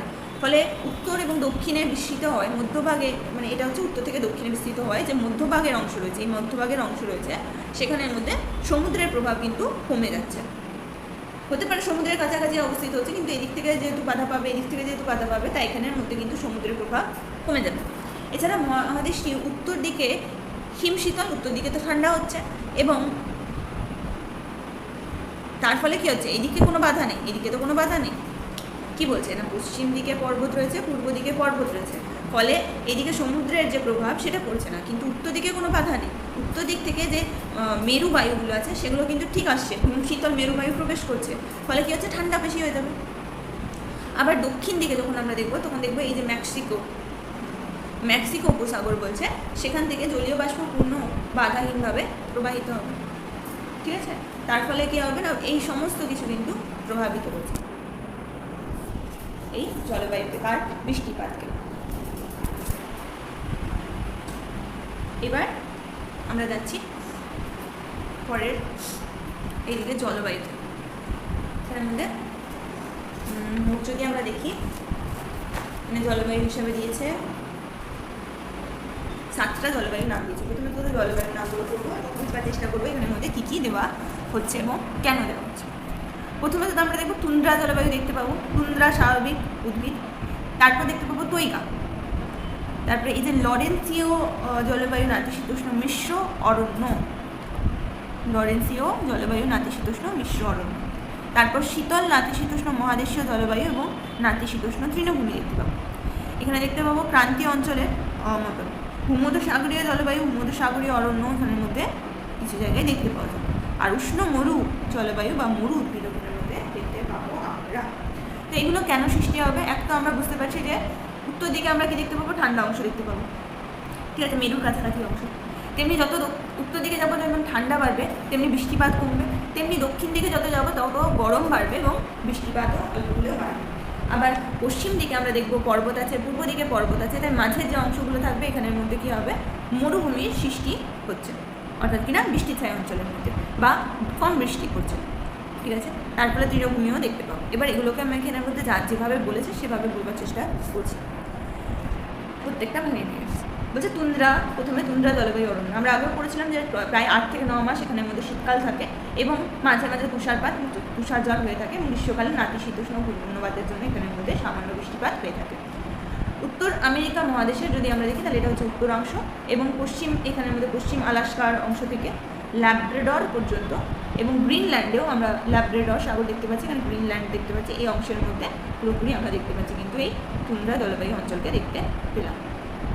ওকে, এরপর আমরা যদি বলছি যে এখানের মধ্যে কী কী গাছ জন্মাবে, অবশ্যই যখন বরফ গলবে তখন আমরা দেখেছিলাম মস, লাইকেন, বাঁশ, উইলো, জুনিপার, অলডার, এই গাছগুলো জন্মাবে। এরা বলছে অধিকাংশ উদ্ভিদ শৈবাল ও গুল্ম জাতীয় গ্রীষ্মকালে বরফমুক্ত অঞ্চলে বাহারি ফুলের গাছ দেখতে পাওয়া যায়। বরফমুক্ত স্থানে বাঁশ, উইলো, জুনিপার ইত্যাদি গাছের ঝোপ দেখতে পাওয়া যায়, তাকে ঝোপ তুন্দ্রাও বলা হয়ে থাকে, ঠিক আছে। এখানের মধ্যে যদি বলছে ছোটো ছোটো গাছও দেখতে পাওয়া যায়, তাই মধ্যে ঝোপ তুন্দ্র বলবে। সেকেন্ড তৈগা মানে আমরা দেখতে পাচ্ছি দক্ষিণ দিকে, ফলে কি হবে, উষ্ণতাটা একটু হলে বেড়ে যাবে, তার ফলে এখানের মধ্যে কী হবে, যেখানে 8-9 মাস ওখানের মধ্যে শীতকাল চলছিল সেখানে এখানের মধ্যে তাও একটু হলেও কমে যাবে আর বৃষ্টিপাত, অল্প বৃষ্টিপাত হবে। তো এখানের মধ্যেই বলছে যে এই তুন্দ্রা অঞ্চল হচ্ছে, তুন্দ্রা অঞ্চলের দক্ষিণ দিকে কানাডার ব্রিটিশ কলম্বিয়া থেকে নিউজিল্যান্ড পর্যন্ত এই জায়গাগুলো হচ্ছে আমাদের, এই যে সবুজ জায়গাটা যেটা দেখানো হচ্ছে, যে ছবি দেখলে বোঝা যাচ্ছে, এই যে এটা হচ্ছে গোটাটা তৈগা। এবং এখানের মধ্যে স্বল্পস্থায়ী গ্রীষ্মকাল থাকবে, অল্প বৃষ্টি হবে, শীতে তুষারপাত হবে এবং পাইন, ফার, স্প্রুস, লার্জ এগুলো হচ্ছে এখানের মধ্যে গাছ, যেগুলো কিনা আমাদের মোট কথা সরলবর্গীয় অরণ্য, নরম কাঠ, সরলবর্গীয় নয়, মানে ওই নরম কাঠের সরলবর্গীয় বলা যেতে পারে, ঠিক আছে। সরলবর্গীয়ই দেওয়া আছে, কিন্তু সরলবর্গীয়ই হবে এটা, এই যে এখানে বলা আছে যেটা সেটাই বলছি আমি, এখান থেকেই বলছি আমি। এই যে গাছগুলো শঙ্কু আকৃতির হবে, সবুজ রঙের হবে, সরলবর্গীয় হবে, এবং এখানে নরম কাঠের জন্য এই নরম কাঠের অরণ্য বলা হয়। অংশের মধ্যে তাহলে আমরা দেখতে পেলাম সরলবর্গীয় নরম কাঠের অরণ্য। এবার হচ্ছে লরেন্সীয়, এই যে লরেন্সীয় জলভূমির কথা বলছি, যেটা হচ্ছে নাতিশীতোষ্ণ মিশ্র অরণ্য। এখানে বলছে সরলবর্গীয় অরণ্যাঞ্চলে দক্ষিণ পূর্বে, এটা যে দক্ষিণ, এটা হচ্ছে পূর্ব দিক, তাই না, দক্ষিণ পূর্ব দিকে, এটা দক্ষিণ দিক, এটা হচ্ছে দক্ষিণ পূর্ব দিক, মানে এই অংশের কথা বলছে, যেটা কিনা হ্রদ অঞ্চল থেকে শুরু করে সমগ্র পূর্বের উচ্চভূমি, মিসিসিপি, মিসৌরি সমভূমি এবং পূর্ব উপকূল বরাবর এই গোটা জায়গাটা মিলে আমরা লরেন্সীয় জলভূমি কিছু দেখতে পাচ্ছি। এই জলভূমিতে কি হয় না বলছে, এই জলবায়ুতে কি হয় না, এখানের মধ্যে গ্রীষ্মকালে জলবায়ু মৃদু, কিন্তু দক্ষিণাংশে যথেষ্ট উষ্ণ, দক্ষিণ দিকে কী হবে, উষ্ণ হবে, এবং মোটামুটিভাবে বাকি সমস্ত সময় মৃদু জলবায়ু হবে, মানে বেশি গরম হবে না, বেশি ঠান্ডাও হবে না। দক্ষিণ পশ্চিমা বায়ুর প্রভাবে পশ্চিম দিক থেকে দক্ষিণ পশ্চিমা বায়ুর প্রভাবে কী হবে না এখানের মধ্যে, মানে এরকমভাবে আসছে বায়ুটা, এক মিনিট, এই যে এইভাবে আসবে বায়ুটা, মেক্সিকো উপসাগর থেকে আসবে তাহলে বায়ু। এরপর সারা বছরই এখানের মধ্যে বৃষ্টিপাত হবে। এছাড়াও বলছে শীতল ল্যাব্রাডর স্রোতের প্রভাবে শীতকালে উপকূল ভাগ বেশি শীতল হয়ে যায়। এদিক থেকে বললাম যে ল্যাব্রাডর কারেন্ট আসবে, সেটা শীতল হবে, তাই এখানের মধ্যেও ঠান্ডা পড়ে যাবে। এখানে ওক, ম্যাপল, এলাম, অ্যাস প্রভৃতি পর্ণমোচী উদ্ভিদ এখানের মধ্যে দেখতে পাওয়া যাবে। এছাড়া দেখতে পাবে পাইন, ফার জাতীয় সরলবর্গীয় উদ্ভিদও দেখতে পাওয়া যাবে, অর্থাৎ কিনা এটি একটি মিশ্র অরণ্য। নাতিশীতোষ্ণও দেখতে পাচ্ছি, এখানেও দেখতে পাচ্ছি, এবং পর্ণমোচীও দেখতে পাওয়া যাচ্ছে, সরলবর্গীয় দেখতে পাওয়া যাচ্ছে, ঠিক আছে। তাই এটা হচ্ছে মিশ্র অরণ্য। শরৎকালে গাছের পাতাগুলি লাল হয়ে যায়, হলদে হয়ে যায় বা কমলা হয়ে, এবং তারপর এগুলি ঝরে পড়ে। শরৎকালে এলে এখানে ফল বলা হয়ে থাকে। এটা ছিল লরেন্সীয়, টইগাও বললাম, তুন্দ্রাও বললাম। এবার আমরা যাচ্ছি শীতল নাতিশীতোষ্ণ, মানে এই অংশের মধ্যে বলছে মহাদেশের প্রায় মধ্যভাগ অংশে রকি পার্বত্য অঞ্চল ও বৃহৎ হ্রদ অঞ্চলের মধ্যভাগ এখানের মধ্যে দেখতে পাওয়া যাচ্ছে আমাদের শীতল নাতিশীতোষ্ণ জলবায়ু। মহাদেশের অভ্যন্তরে অবস্থিত হয় এখানের মধ্যে জলবায়ু চরমভাবাপন্ন হবে, কারণ এদিকেও পর্বত এবং এখানের মধ্যে সমুদ্রের প্রভাব তাহলে পড়বে না। এখানের যে জলবায়ুটা সেটাকে প্রেইরি জলবায়ু বলা হচ্ছে, এবং গ্রীষ্মকাল যথেষ্ট উষ্ণ হয়ে থাকে এবং শীতকালে উষ্ণতা হিমাঙ্কের নিচে পর্যন্তও চলে যায়। এখানে আলফা, শাপড়া, সিস প্রভৃতি তিনো জাতীয় উদ্ভিদও এখানে জন্মে থাকে। তিনো এখানে স্বাভাবিক উদ্ভিদ হয়ে থাকে, তবে এখানে কিছু একটু বেশি হলে জল পাওয়া যায়, তাই এখানে সেই অঞ্চলগুলোতে মধ্যে বার্চ, উইলো এইসব গাছও দেখতে পাওয়া যায়। এবং পশ্চিম দিকে থেকে পূর্ব দিকে বৃষ্টিপাত ক্রমশ বেড়ে যাওয়ায় তৃণের দৈর্ঘ্য বাড়তে দেখতে পাওয়া যায়। এই অংশের মধ্যে যেহেতু পর্বতের কাছাকাছি অংশ, তাই এই দিক থেকে যে হাওয়াটা আসছিল সেটার কারণে এখানে অল্প অল্প বৃষ্টি হবে, এবং এই দিক থেকে যেখানে আসছিল সেই জন্য এখানের মধ্যে বৃষ্টি ছায়া অঞ্চল হবে, মানে মোট কথা পূর্ব দিকে একটু হলেও বেশি বৃষ্টি হবে, এবং তার কারণে ওখানের মধ্যে এই অল্প অল্প ছোটো ছোটো গাছ যেরকম দেখতে পাওয়া যায় সেরকম গাছ দেখতে পাওয়া যাবে। এবার এর ব্যাপারে আরও অংশ এখানের মধ্যে বলা আছে প্রেইরির ব্যাপারে, যে উত্তর আমেরিকা মহাদেশের যে মধ্যভাগে যে সমভূমি রয়েছে সেখানে অঞ্চলের বিস্তীর্ণ এলাকা জুড়ে এই তৃণভূমির অবস্থান। এই যে অংশগুলো জুড়ে বসন্তকাল বরফে গলে যাওয়ার পর তারপর তৃণভূমির বিস্তীর্ণ তৃণক্ষেত্র, হে, ক্লোভার, আলফা তৃণ এবং ভুট্টাও এখানে জন্মায়। তাই এই তৃণভূমি পশুচারণ ক্ষেত্র হিসাবে বিখ্যাত। পুষ্টিজাত দ্রব্য যেমন দুগ্ধজাত বিভিন্ন ধরনের দ্রব্য এখানের মধ্যে সংরক্ষণের জন্য উন্নত মানের হিমাগার, বা যেটাকে আমরা বলতে পারি যে কী বলে কোল্ড স্টোরেজ যেগুলো বলছে সেগুলো তৈরি করে রাখা যায়। এখানে দুগ্ধ শিল্পে উন্নত হবে, তাই এখানে গমও ভালো উৎপন্ন হয়। উত্তরাংশে যে উষ্ণ চিনুক বায়ু প্রবাহ হয় তার ফলে বরফ গলে যায়, এবং শীতে শেষে বসন্তকালে গম চাষ করা হয়ে থাকে। এই অংশে বসন্তকালীন গম বলয় নামেও এটি তার জন্য পরিচিত। এখানকার যে ডাকোটা রাজ্য যেটা আছে সেখানে আমেরিকা যুক্তরাষ্ট্রের মধ্যে সর্বাধিক গম উৎপন্ন হয়। বসন্তকালীন গম বলয়ের দক্ষিণে শীতকালে গম চাষ করা হয়। সমগ্র অঞ্চলটি বিভিন্ন ঋতুতে প্রচুর পরিমাণে গম উৎপন্ন হয় বলে এখানে পৃথিবীর ঝুড়ি, মানে মোট কথা পৃথিবীর রুটির ঝুড়ি বলা হচ্ছে। মানে মোট কথা হচ্ছে এখানের মধ্যে ভালো গম চাষ হয়। কেন হয় না, চিনুক বাতাসের জন্য বরফটা হলে যে স্প্রিংয়ে, মানে হচ্ছে আমাদের বসন্তের সময় চাষ হচ্ছে, আর তাছাড়াও বসন্তের পরও কিছু ঋতুতে দক্ষিণ দিকের অংশগুলোতে শীতকালে চাষ হচ্ছে। তো এটাকে বলছে পৃথিবীর রুটির ঝুড়ি। এটাও ছিল আমাদের প্রেইরি অঞ্চল। বা শীতল নাতিশীতোষ্ণ মহাদেশীয় জলবায়ু বা নাতিশীতোষ্ণ তৃণভূমি অঞ্চল। এবার আমরা যাচ্ছি ক্রান্তীয় উষ্ণ আর্দ্র জলবায়ু অঞ্চল। এখানে বলা হচ্ছে যে মধ্য আমেরিকার দেশগুলো যেগুলো আছে, মধ্য আমেরিকা বলা হচ্ছে, এটাকে উত্তর বলা হচ্ছে, এই দিকটা দক্ষিণ, তাই মাঝের যে অংশটা সেটাকে মধ্য বলা হয়ে থাকে, অনেকে মধ্যও বলে থাকেন। তো মধ্য যে আমেরিকা দেশসমূহ যেমন ফ্লোরিডার দক্ষিণাংশ এবং পশ্চিম ভারতীয় দ্বীপপুঞ্জ। নিরক্ষীয় জলবায়ুর মতন সারা বছরের বৃষ্টিপাত এখানে হয়ে থাকে, নিরক্ষীয় জলবায়ুর কাছাকাছি অবস্থিত, তাই এখানের মধ্যে সারা বছর বৃষ্টিপাত হচ্ছে। জলবায়ু উষ্ণ আর্দ্র, মাঝে মাঝে ক্রান্তীয় ঘূর্ণিবাদ হ্যারিকেনের প্রভাবও দেখতে পাওয়া যায়। এখানের মধ্যে মেহগনি, পাম, আলবুস মানে চিরসবুজ অরণ্য দেখতে পাওয়া যাবে। তার ফলে কী হবে, আমরা যেরকম আগে পড়ছিলাম ক্রান্তীয় যখন উষ্ণ আর্দ্র নিরক্ষীয় অঞ্চলের জলবায়ু যেরকম পড়ছিলাম সেরকম কী হবে না, বড় বড় ঘন গাছ তৈরি হবে, তার ফলে তার পাতাগুলো একসাথে মিশে যেয়ে বৃহৎ চাদোয়া বা ক্যানোপি সৃষ্টি করবে। চিরসবুজ গাছগুলো অত্যন্ত শক্ত হবে এবং গাছগুলো খরা প্রতিরোধী হওয়ায় উষ্ণ শুষ্ক গ্রীষ্মকালে ভালোভাবেও বেঁচে থাকবে। এবার ভূমধ্যসাগর যখন আমরা আগে পড়েছিলাম তখন বলেছিলাম শীতকালে বৃষ্টি হবে। তো মহাদেশের এই যে দক্ষিণ পশ্চিম অংশের মধ্যে ক্যালিফোর্নিয়ার উপকূল অঞ্চলের মধ্যে এই অংশ মধ্যে ভূমধ্যসাগরীয় জলবায়ু দেখতে পাওয়া যাচ্ছে।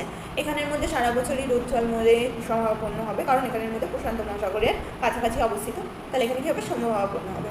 দক্ষিণ পশ্চিম পশ্চিমা বায়ু প্রভাবে দক্ষিণ পশ্চিম পশ্চিমা বায়ু, এটা দক্ষিণ পূর্ব হয়ে গেল, এইভাবে যাচ্ছে, দক্ষিণ পশ্চিম পশ্চিমা বায়ু এরকমভাবে যাচ্ছে, রাইট। তো এর প্রভাবে কী হবে, এখানের মধ্যে অল্প অল্প কিন্তু বৃষ্টি হবে এবং সেটা হবে শীতে বৃষ্টি হবে এবং গ্রীষ্মকালে শুষ্ক থাকবে। অলিভ, জলপাই, বট, ওক, কৈল, আঙুর, কমলালেবু প্রভৃতি ফলের গাছ দেখতে পাবো এবং গাছপাতাগুলো কী হবে, এখানের মধ্যে পাতা, কাণ্ড, পুরু, মোম জাতীয় হবে। মানে মোট কথা যা যা আমরা দেখেছিলাম ভূমধ্যসাগরীয় জলবায়ু অঞ্চলে আগের চ্যাপ্টারে, সেগুলোই কিন্তু এখানের মধ্যে দেখতে পাবো আমরা। গ্রীষ্মকালে শুষ্ক হবে আর শীতের সময় বৃষ্টি হবে, তার ফলে যে গাছের শিকড়গুলো সেগুলো বহুদূর পর্যন্ত থাকবে। এটা হচ্ছে ভূমধ্যসাগরীয় অরণ্য। ঠিক সেরকম আমরা দেখব উষ্ণ মরু অঞ্চল, এই যে এই মাঝে যে অংশটা এখানের মধ্যে মরু সৃষ্টি হবে। পশ্চিমে ক্যালিফোর্নিয়া থেকে পূর্বে মেক্সিকো পর্যন্ত সোনেরান মরুভূমি দেখতে পাওয়া যাচ্ছে। এবার হচ্ছে গ্রীষ্মকাল এখানে দীর্ঘস্থায়ী হবে, শুষ্ক প্রকৃতির হবে, অত্যন্ত অল্প বৃষ্টি হবে, ঠিক আছে। এই জন্য এখানে সোনেরান নামক যে মরুভূমি সেটা সৃষ্টি হবে। এখানে কী গাছ দেখতে পাওয়া যাবে, কাঁটা জাতীয় গাছ দেখতে পাওয়া যাবে, ফণি, মনসা, বাবলা, অ্যাকাসিয়া, জসুয়া এইসব গাছ দেখতে পাওয়া যাবে। ঝোপ, গুল্ম জাতীয় এখানের মধ্যে গাছ দেখতে পাওয়া যাবে, শুষ্ক জলবায়ু দেখতে পাওয়া যাবে এবং এখানের মধ্যে এদের যে গাছগুলো শিকড়গুলো খুব বড় হবে এবং পাতাগুলো কাঁটায় পরিণত হবে, গাছের পাতাগুলো। এবার কেন হচ্ছে, এখানের মধ্যে আমরা দেখলাম পর্বত রয়েছে, এখানের মধ্যে বৃষ্টিপাত তাহলে হবে না, আর এখানের মধ্যে দিয়ে আমরা দেখতে পেলাম যে এইদিকেও পর্বত আছে, ঠিক আছে, বায়ু ওখানে প্রবাহিত হবে না। তো এই জন্য কী হবে না, এখানের মধ্যে আমরা সম্পূর্ণ মরু অঞ্চল কিন্তু দেখতে পাবো। তো এগুলো ছিল আমাদের, আমরা দেখতে পাচ্ছি সব কিছু দেখতে পাওয়া যাচ্ছে, ক্রান্তীয় অঞ্চলে দেখতে পাওয়া যাচ্ছে, নাতিশীতোষ্ণ অঞ্চলে দেখতে পাওয়া যাচ্ছে, মেরু অঞ্চলেরও দেখতে পাওয়া যাচ্ছে। তো অনেক কটা জলবায়ু এখানের মধ্যে দেখতে পাওয়া যাচ্ছে। এবার বলা হচ্ছে যে এই অঞ্চলের মধ্যে হ্রদ অঞ্চল, এই যে 41 ডিগ্রি উত্তর থেকে 50 ডিগ্রি উত্তর অক্ষাংশ এবং 75 ডিগ্রি পশ্চিম থেকে 93 ডিগ্রি পশ্চিম দ্রাঘিমাংশ অঞ্চলের মধ্যে বলছে যে হ্রদগুলো দেখতে পাওয়া যাচ্ছে, অর্থাৎ কিনা গোটা উত্তর আমেরিকার যে পূর্বাংশে এই সুপিরিয়র হোক, মিশিগান হোক, হুরন, ইরি, ওন্টারিও হোক, এই যে হ্রদগুলো নিয়ে যে অঞ্চলটা শুরু হচ্ছে সেটাকে বলছে হ্রদ অঞ্চল। এই হ্রদগুলোর মানে এগুলো যদি আমরা দেখি, এগুলোর কাছাকাছি এই 5টাই একসাথে অবস্থান করছে এবং ভূমিতল এখানের মধ্যে মানে সমতল হলেও কিছু জায়গায় তরঙ্গায়িত। সুপিরিয়র হচ্ছে পৃথিবীর দ্বিতীয় বৃহত্তম হ্রদ, তবে পৃথিবীর বৃহত্তম স্বাদু জলের হ্রদ। এই অঞ্চলে সেন্ট লরেন্স, মিসিসিপি, মিসুরি, ওহিও এই নদীগুলি বয়ে চলছে। সেন্ট লরেন্স এই 5টা হ্রদকে যুক্ত করছে, আমরা যেরকম বললাম আগের দিকে সেন্ট লরেন্স যখন দেখছিলাম তখন বলেছিলাম, এরপরে কিন্তু নায়াগ্রা জলপ্রপাত গড়ে উঠছে এবং এখানের মধ্যে বলছে ইরি আর অন্টারিও, অর্থাৎ কিনা এই ইরি আর অন্টারিও এর মাঝামাঝি অংশে কিন্তু এখানের মধ্যে এই নায়াগ্রা জলপ্রপাতটাও গড়ে উঠেছে। এবার এই হ্রদ অঞ্চলগুলো রয়েছে এগুলো কী করে সৃষ্টি হলো সেই কথা বলছে, যে হাডসন যে উপসাগর আছে সেটাকে কেন্দ্র করে রয়েছে আমাদের ক্যানাডিয়ান যে সিল্ক সেই অঞ্চলটা, এবং এই সময় যখন হিমযুগ চলছিল তখন এখানের মধ্যে বরফ জমে এবং সেটা আস্তে আস্তে ঠান্ডা হয়, গরম হতে থাকে এবং তারপর সে ফলে সেই বরফটা গলতে গলতে কী হয় না, সেই বরফটা হাডসন উপসাগর থেকে যে এই অঞ্চলগুলো পর্যন্ত যে ছিল সেটা গলে যায়, ঠিক আছে, ক্ষয়কার্য চলছে এবং পরবর্তীকালে গলে যায়। এবং সেখানের মধ্যে কি শুরু করে, এখানের মধ্যে হ্রদের সৃষ্টি করেছে। এই অঞ্চলে জলবায়ু আর স্বাভাবিক উদ্ভিদের কথা বলা হচ্ছে যে এই হ্রদ অঞ্চলের মধ্যে জলবায়ু হচ্ছে শীতল নাতিশীতোষ্ণ প্রকৃতির, অর্থাৎ ঠান্ডাও হবে আর খুব বেশি খুব বেশি গ্রীষ্ম পড়বে না। শীতকালে অতি প্রবল শৈত্যপ্রবাহ, যেহেতু উপর দিক থেকে মেরুবায়ু আসে তাই এখানের মধ্যে ঠান্ডা হয়ে যাবে এবং সেখানে হিমাঙ্কের নিচে চলে যাবে এবং নদ নদী যেগুলো আছে হ্রদগুলো সেগুলো বরফে ঢেকে যাবে এবং গ্রীষ্মকালে মনোরম পরিবেশ হবে, 16°C মতন উষ্ণতা হয়ে যাবে। বার্ষিক বৃষ্টিপাত কিন্তু কম, মোটামুটি 70 থেকে 80, তাই এখানের মধ্যে পর্ণমোচী গাছপালা দেখতে পাওয়া যাচ্ছে। যেমন বলা হচ্ছে যে ওক, এলম, বীচ, ম্যাপল, পপলার এইসব গাছগুলো কিন্তু এখানের মধ্যে দেখতে পাওয়া যাচ্ছে। আর খনিজ সম্পদ এবং শিল্প এখানের মধ্যে রয়েছে, বলছে খনিজ সম্পদে এখানের মধ্যে সমৃদ্ধ। এখানের মধ্যে কয়লা, আকরিক লোহা, খনিজ তেল, চুনাপাথর, ম্যাঙ্গানিজ, দস্তা, খনিজ লবণ এবং জিপসাম পর্যন্ত পাওয়া যায়। তাই এখানের মধ্যে এগুলোর উপর নির্ভর করে শিল্পোন্নতি হচ্ছে। যেমন কয়লা ইলিয়ন ও ইন্ডিয়ানা রাজ্যতে পাওয়া যায়, তেমনি আকরিক লোহা মিসাবি মার্কিন যুক্তরাষ্ট্রের বৃহত্তম আকরিক লৌহ খনি এবং ভার্মিলিয়ান, মার্কোয়েট এইসব জায়গার মধ্যে পাওয়া যাচ্ছে। আর খনিজ তৈল মিশিগান, ওহিও, অন্টারিও হ্রদ অঞ্চলের মধ্যে পাওয়া যায়। হচ্ছে যে এইগুলো যে এত কিছু কাঁচামাল রইল খনিজ দেখতে পেলাম, সেগুলোর উপর নির্ভর করে এখানে কিন্তু শিল্প গড়ে উঠছে। তবে এখানের মধ্যে শিল্প যে গড়ে উঠছে তার যে মেন কারণগুলো সেগুলো এখানে কী কী সেগুলো সম্পর্কে এখানে যেরকমভাবে বলা হচ্ছে সেগুলো এবার আমরা আলোচনা করছি।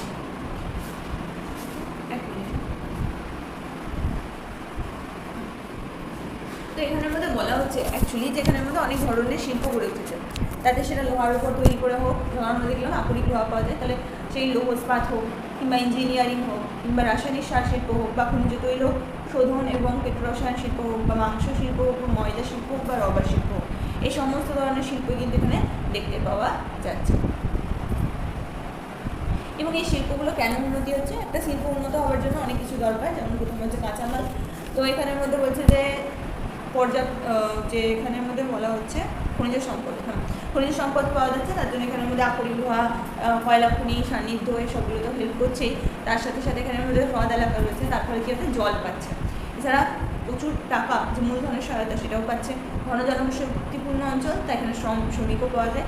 বনজ আর প্রাণীজ কাঁচামালও পাওয়া যাচ্ছে, মানে কথা কাঁচামাল খনিজ এগুলো এখানের মধ্যে পাওয়া গেল, প্লাস শ্রমিক পাওয়া গেল। এখানের মধ্যে পরিবহন ব্যবস্থা, জলপথ, সড়কপথ এসবগুলো হেল্প পাওয়া গেলো। এছাড়া হচ্ছে যে খরস্রোতা নদীগুলি নায়াগ্রা জলপ্রপাত থেকে প্রচুর জলবিদ্যুৎও এখানের মধ্যে পাওয়া যাচ্ছে। তো এই সবের উপর নির্ভর করে কিন্তু এখানের মধ্যে শিল্পগুলো গড়ে উঠছে। এবার এখানেরই কৃষিকাজ সম্পর্কে বলা হচ্ছে, যেখানে কীরকম কৃষিকাজ হয়। কৃষিকাজ বেশ ভালো হয়, এখানে জলের তো সুবিধা রয়েছে। তাছাড়া এখানের মধ্যে শস্যাবর্তন পদ্ধতিতে চাষ করা হচ্ছে, অর্থাৎ একই জমিতে বারবার একই ফসলের চাষ না করে পরিবর্তন করে করে পর্যায়ক্রমে শস্যাবর্তন, মানে শস্য আবর্তন যোগ করে করে কথা বলছে, শস্য প্লাস আবর্তন, অর্থাৎ কিনা শস্যগুলোকে চেঞ্জ করে করে লাগানো হবে বা চাষ করা হবে। এখানে ফসলগুলি যেগুলো পাওয়া যায় সেগুলোর মধ্যে ভুট্টা, জব, গম, ওট, রাই, বিট এগুলো হচ্ছে। এছাড়া হ্রদ তীরবর্তী অঞ্চলের ঢালু জমিতে প্রচুর আঙুর, আপেল, পিচ এসবগুলো চাষ করা হয়। হ্রদ অঞ্চলের দক্ষিণ দিকের যে বিখ্যাত ভুট্টা বলয় পশুখাদ্য হিসেবে ভুট্টার চাষ এখানের মধ্যে করা হচ্ছে। এর যে উত্তরাংশ রয়েছে সেগুলোকে তৃণভূমিতে খে, ক্লোভার প্রভৃতি ঘাসের চাষ করা হয়, যেগুলো কিন্তু পশুখাদ্য হিসেবে মানে চাষ করা হয়ে থাকে। এবং এই অঞ্চলের মধ্যভাগের মধ্যে উচ্চভূমিতে সর্বাধিক ভুট্টা উৎপাদক অঞ্চলগুলো এখানের মধ্যে রয়েছে এবং এটি ভুট্টা উৎপাদনে প্রথম স্থান অধিকার করছে। এছাড়া এই উত্তরাংশের মধ্যে আমরা বললাম যে ঘাসের চাষ হচ্ছে এই অংশের মধ্যে।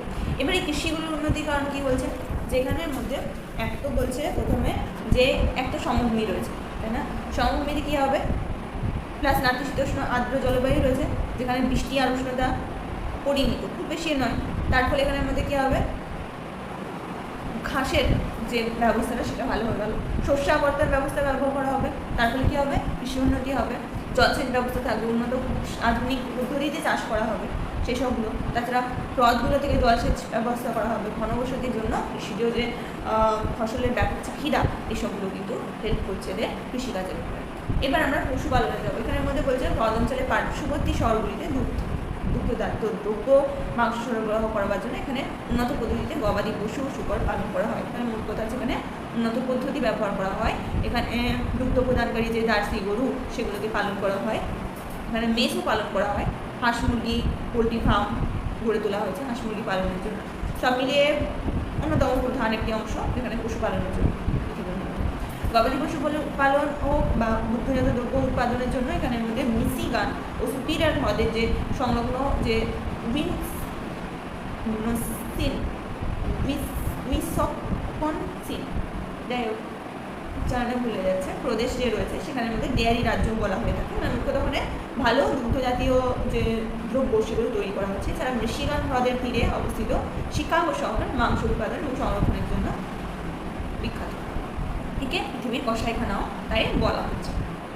এখানে যে যে কারণগুলো বলা হচ্ছে, যে এক তো হচ্ছে প্রচুর পরিমাণে ভুট্টা, হে, ক্লোভার যে ঘাসগুলো সেগুলো চাষ করা হচ্ছে, ঠিক আছে, যেগুলো কিনা পুষ্টি জাতীয় পুষ্টি দেয়, তার জন্য এখানের মধ্যে সুবিধা হয়। এছাড়া হ্রদ অঞ্চলের মধ্যে জল পাওয়া যাচ্ছে, জল চাহিদা মেটাচ্ছে।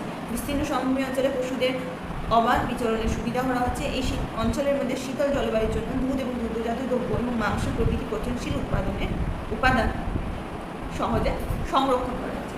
শীতল হওয়ার জন্য সংরক্ষণে সহায়তা পাচ্ছে, বিস্তীর্ণ সমভূমির জন্য বিচরণের সুবিধা হচ্ছে, হ্রদ অঞ্চলের জন্য জলের চাহিদা মিটছে এবং ঘাস, এই যে ভুট্টা, এইগুলোর জন্য খাদ্য যোগান হচ্ছে। তো এইসব মিলিয়ে কী হচ্ছে এখানের মধ্যে, যে এই যে পশুপালন সেটা কিন্তু ভালো হচ্ছে। এবার আমরা দেখছি কানাডার যে সিন্ধু অঞ্চল সেখানে এই যে হাডসন বে তার বা হাডসন উপসাগর তার আশেপাশের অংশতে যে প্রাচীন ভূখণ্ড রয়েছে সেটা হচ্ছে কিন্তু কানাডিয়ান সিল্ক। আর আচ্ছা, এখানের মধ্যে বলা হচ্ছে যে সিল্ক শব্দের অর্থ হচ্ছে শক্ত পাথরে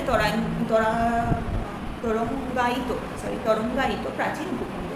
উত্তর আমেরিকার উত্তর পূর্বাংশের দিকে যে শিলাগঠিত ক্ষয়প্রাপ্ত মালভূমি অবস্থান করছে তাকে কানাডিয়ান সিল্ক বলা হচ্ছে। কানাডার উত্তরাংশে হাডসন উপসাগরকে বেষ্টন করে ভি আকৃতির কানাডিয়ান সিল্ক বিস্তৃত রয়েছে এবং পৃথিবীতে প্রায় মোট 11টি সিল্ক অঞ্চল আছে। তার মধ্যে কানাডিয়ান সিল্ক যে বললাম আমরা, কানাডার সিল্ক, সেটা হচ্ছে বৃহত্তম। এবার এই সিল্কের অপর নাম লরেন্সীয় মালভূমি। ভূপ্রকৃতি এবং নদ নদী অঞ্চল প্রাচীনতম ভূখণ্ডের অন্তর্গত গ্রানাইট নিজ শিলা দিয়ে গঠিত শক্ত পাথরের মতো দীর্ঘদিন ধরে হিমবাহ ক্ষয়কার্যের ফলে বর্তমানে ক্ষয়প্রাপ্ত মালভূমিতে পরিণত হয়েছে এবং কোনো কোনো অংশে এখানে মধ্যে হ্রদের সৃষ্টি হচ্ছে, যেমন গ্রেট বিয়ার হ্রদ হোক, গ্রেট স্লেভ হোক বা আথাবাস্তা হোক, এগুলো হচ্ছে কয়টা হ্রদের এখানে নাম। সাধারণত অঞ্চলটির ভূমির ঢাল দক্ষিণ দিকে থেকে উত্তর দিকে, কারণ হাডসন উপসাগর রয়েছে কোন দিকে রয়েছে, উত্তর দিকে রয়েছে, তাহলে উত্তর দিকে কী হবে আমাদের ঢালটা থাকছে সাধারণত। এখানকার যে নদ নদীগুলো সেগুলোর মধ্যে ম্যাকেঞ্জি, চার্চিল, নেলসন, এই নদীগুলোই খুব বিখ্যাত। পাশাপাশি সৃষ্ট হওয়ার বহু হ্রদকেও আমরা অনেক সময় নদীগুলো যুক্ত করছি, আমরা এরকমভাবে দেখতে পাচ্ছি।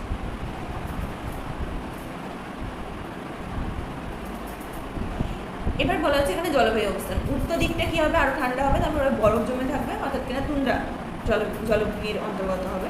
এবং বলা হচ্ছে যে গ্রীষ্মকালে এখানে খুবই ক্ষণস্থায়ী হবে এবং খুব কম উষ্ণতা হবে, প্রায় 10 ডিগ্রি সেলসিয়াস। বৃষ্টিপাত কম হবে, অধিকাংশ গ্রীষ্মকালে বৃষ্টিপাত হয়ে থাকবে, প্রায় 40 সেন্টিমিটারেরও কম বৃষ্টি হবে। এখানে কী তৈরি হবে তাহলে, যেহেতু এখানে হিমাঙ্কের নিচে রয়েছে সিল্ক অঞ্চলের মধ্যে তুন্দ্রা জলবায়ু দেখতে পাচ্ছে, তাই এখানে শৈবাল, গুল্ম, সদি গাছ ছাড়া বড় বড় গাছ কিন্তু পারে না। এই সিল্ক অঞ্চলে দক্ষিণ এবং দক্ষিণ পূর্ব দিকে আমরা উষ্ণ জলবায়ু দেখতে পাচ্ছি, তাই এখানের মধ্যে বার্ষিক উষ্ণতা 4 ডিগ্রি সেলসিয়াস এবং এখানে প্রচুর পরিমাণে তাই সরলবর্গীয় বৃক্ষের অরণ্য দেখতে পাওয়া যাবে। মানে উষ্ণতাটা একটু কমে যাচ্ছে, তুন্দ্রা থেকে তৈগাতে চলে আসবে। পাইন, কার, বার্চ, ম্যাপল এইসবগুলো দেখতে পাওয়া যাবে এখানে। কাঠ শীতকালে কেটে বরফে ঢাকা দিয়ে নদীতে ফেলে রাখা হয়, এবার যখন বরফ গলে যাবে তখন কী হবে, ওগুলো নদীর স্রোতের মাধ্যমে কিন্তু নিচে যে অংশগুলো সেখানের মধ্যে যে কাঠের কল সেখানে পৌঁছে যাবে। তাই এখানের মধ্যে কানাডার মধ্যে এই কাষ্ঠ শিল্প কিন্তু বেশ উন্নত। বলছে পূর্ব দিকে এদিকের অংশটা হচ্ছে 55 ডিগ্রি এবং পশ্চিমে এটাই প্রায় 120 ডিগ্রি পশ্চিম এবং দক্ষিণে যদি আমি দেখি তাহলে এখানের মধ্যে 45 ডিগ্রি উত্তর অক্ষাংশ থেকে এখানে হচ্ছে 82 ডিগ্রি উত্তর অক্ষাংশ পর্যন্ত অবস্থান করছে। পূর্বে দেখলে এদিকে হচ্ছে ল্যাব্রাডর উচ্চভূমি, মানে ল্যাব্রাডর উচ্চভূমি, আর এখানে পশ্চিমে এদিকে দেখতে পাওয়া যাবে গ্রেট বিয়ার, গ্রেট স্লেভ, আথাবাস্কা, উইনিপেগ এইসব হ্রদগুলো এবং উত্তরে আমরা দেখতে পাচ্ছি সুমেরু এবং দক্ষিণ দিকে এই যে 5টা যে বৃহৎ হ্রদ অঞ্চল সেই জায়গাটা দেখতে পাচ্ছি। এছাড়া সেন্ট লরেন্স নদী উপত্যকাও দেখতে পাচ্ছি আমরা, এই যে সেন্ট লরেন্স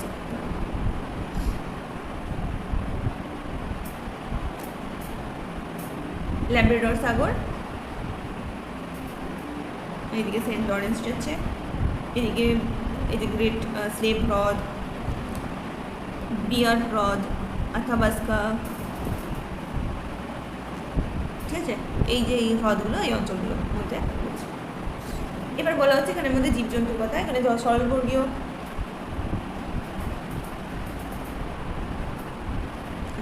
এখানের মধ্যে যে জীবজন্তু দেখতে যাচ্ছে সেটা হচ্ছে সরলবর্গীয় বনভূমিতে বলগা হরিণ, বিভার, বন বিড়াল, লোমশ কুকুর দেখতে পাওয়া যাচ্ছে এবং প্রচণ্ড ঠান্ডার কারণে এদের শরীর বড় বড় লোমযুক্ত হয়ে থাকে।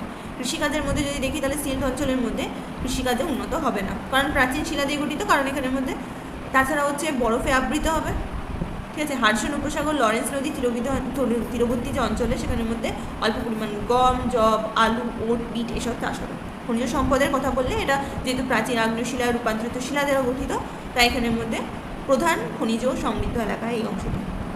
উত্তোলন কেন্দ্রর নাম দিয়েছে, যেমন হচ্ছে নিকেলের জন্য স্যাডবেরি অঞ্চল হোক, সোনার জন্য টিমনিস অঞ্চল হোক, আকরিক লোহার জন্য নিউ ফাউন্ডল্যান্ড, ল্যাব্রাডর, কুইবেক সীমান্ত, আকরিক তামার জন্য সিডবেরি, টিমিনিস, নোরান্ডা, আর ইউরেনিয়ামের জন্য অন্টারিও, সুপিরিয়র হ্রদের নিকটবর্তী অঞ্চলসমূহ, কোবাল্ট, রূপো এবং প্ল্যাটিনামের জন্য স্যাডবেরি, থমসন, সেরিডন, এসবগুলো জায়গাগুলো। তো এগুলো কী করবেন, এগুলো অল্প অল্প করে যদি 2-3 বার পড়া হয় তাহলে এগুলো যদি উদাহরণে লিখতে পারি আমরা তাহলে নাম্বার বেশি পাওয়া যায়, ঠিক আছে। বা কখনো কখনো অন্য পরীক্ষায় কম্পিটিটিভ এক্সামের জন্য যদি কেউ করে থাকে তাহলে সেগুলো যদি শিল্প অঞ্চলের নিয়ে কোনো রকম তুলনা করতে বলে তখন আমরা এই উদাহরণগুলোকে দিয়ে খনিজ সম্পদের জন্য অনেক কিছু অ্যান্সার হতে পারে। তো বেসিক্যালি বড় কোশ্চেনের জন্য আর যদি কোনো কোথাও নিউজে থাকে তখন সেগুলো কিন্তু ব্যবহার করা যেতে পারে।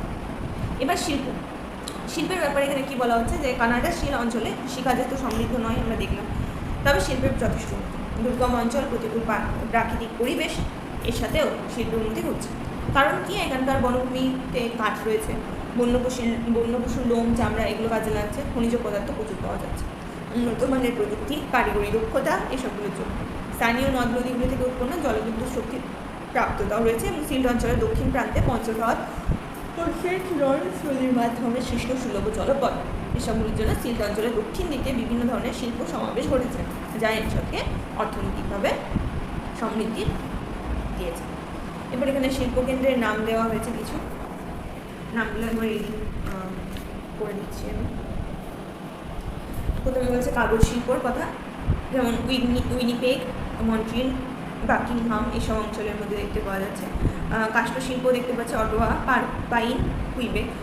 লৌহ ইস্পাত শিল্প সেন্ট মারি, ডেয়ারি শিল্প কুইবেকের মধ্যে দেখতে পাওয়া যায়। কার শিল্প উইনিপেগ, টরেন্টো, মন্ট্রিল এসব জায়গায় দেখতে পাওয়া যাচ্ছে। তেমনি রেয়ন শিল্প দেখতে পাওয়া যাচ্ছে টরেন্টো, মন্ট্রিল, অটোয়া শহরের মধ্যে।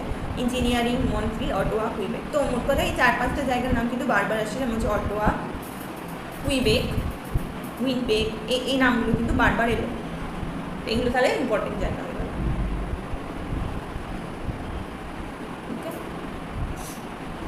এবার এখানের মধ্যে কাষ্ঠ এবং কাগজ শিল্পের কথা বলেছে। আমরা দেখলাম যে এখানের মধ্যে কানাডা সিল অঞ্চলে বিস্তীর্ণ এলাকা জুড়ে সরলবর্গীয় বৃক্ষ রয়েছে, তাই সেখানের মধ্যে আয়তনে এই বনভূমি বিশ্বে দ্বিতীয় স্থান অধিকার করে। প্রথম হচ্ছে রাশিয়ার তৈগা অঞ্চল।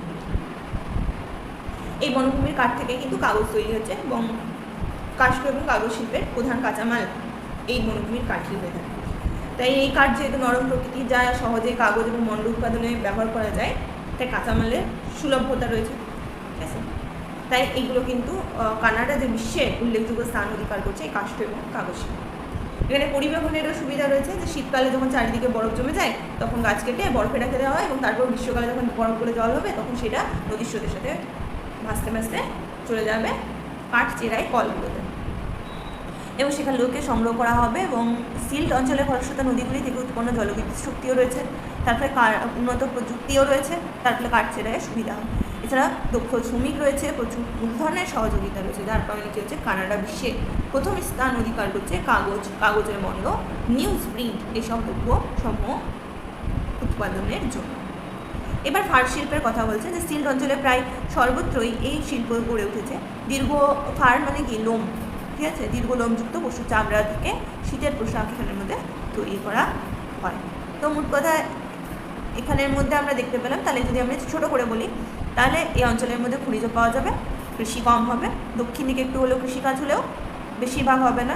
খরস্রোতা নদীগুলোকে সাহায্য নিয়ে সরলবর্গীয় যে বনগুলো থাকবে একটু একটু করে সেই জায়গাগুলোর সহায়তা নিয়ে কাষ্ঠশিল্প আর আমরা দেখতে পাবো কাগজ শিল্প খুব ভালোভাবে গড়ে উঠবে। এছাড়া এখানের মধ্যে যে শীতের অঞ্চলগুলো রয়েছে সেখানের মধ্যে কী হবে, লোমযুক্ত পশু পাওয়া যাবে, তাই লোমের যে সকল জিনিসপত্র সেগুলো তৈরি হবে। এছাড়া এখানে যেহেতু সিল্ট অঞ্চল, তাই এখানে বিভিন্ন ধরনের খনিজও পাওয়া যাবে। তার উপর বেস করে কী হবে না, খনিজ উৎপাদন কেন্দ্র মানে শিল্প কেন্দ্র গড়ে উঠবে।